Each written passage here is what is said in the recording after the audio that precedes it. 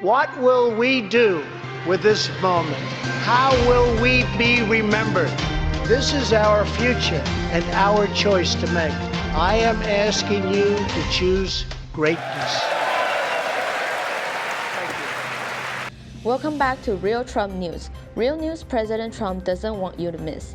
First, the White House writes, in a moment for the history book, President Trump visited the Korean demilitarized zone on Sunday and met with North Korean Chairman Kim Jong-un. The two shook hands, and moments later, President Trump became the first sitting commander-in-chief to ever set foot on the other side of the North Korea border. After their initial greeting, President Trump and Chairman Kim entered the Panmunjom Truce Village in the DMZ and sat down to revisit negotiations. The two discussed a number of issues, including progress toward President Trump's goal of full denuclearization of the Korean Peninsula. North Korea has confounded American presidents for decades, as administration after administration stuck to the traditional Washington foreign policy playbook. Meanwhile, tensions escalated while Pyongyang marched ever closer to developing lethal long-range weapons. President Trump is breaking that dangerous cycle with bold, creative diplomacy, negotiating for peace. Regarding this, Richard Manning writes in Fox News, following last week's G20 summit, where President Trump held meetings with world leaders from China, Japan, Russia, and elsewhere, the president chose to take a chance few would take by inviting Kim to meet him at the demilitarized zone, separating North and South Korea. In Washington, where risk-taking is penalized by a media and political system determined to declare failure, Trump has a different approach. The U.S. president understands that while his North Korea policy has not reached its ultimate goal of complete denuclearization of the North, it has made important progress. North Korea has not tested a nuclear device since September 2017.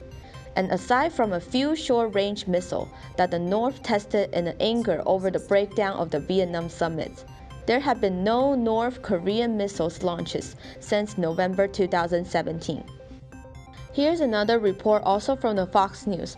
Following Saturday's meeting between President Trump and Chinese President Xi Jinping at the G20 summit in Japan, it's about time we had a president willing to stand firm and bargain hard with China to serve our national interests. At the G20 summit, he and Xi agreed to resume stalled U.S.-China trade negotiations. Xi appeared to have finally realized that unlike past American president, Trump is a master negotiator who will not surrender to Chinese pressure tactics. As Trump had pointed out before, a bad deal is worse than no deal. While the talk proceeded as a show of goodwill, Trump said he will not impose tariffs on an additional $300 billion in Chinese imports, as he had planned to do. However, the U.S. president wisely said he will maintain tariffs he imposed earlier on $250 billion in Chinese products to keep the pressure on China to reach a fair trade deal with the U.S. China imposed tariffs on $60 billion in U.S. products in response to Trump's earlier tariffs. We discussed a lot of things, and we're right back on track. Trump said after he and Xi concluded their talk, "We had a very, very good meeting with China." Trump said the talk went even better than expected. Lastly, Columbia Business School economist writes in the Wall Street Journal, the Trump administration's Peace to Prosperity plan for the West Bank and Gaza is sensible and offers the best hope for building sustainable economies in the region. If implemented, it would marshal $50 billion in investments over 10 years for the Palestinian people and the neighboring Arab countries. The White House new plan is based on two important economic observations. First, private business, not charity, is what drives prosperity. Second, Palestinian business need to access to capital. And that's this week's Real Trump News. Happy 4th of July. We'll see you next time.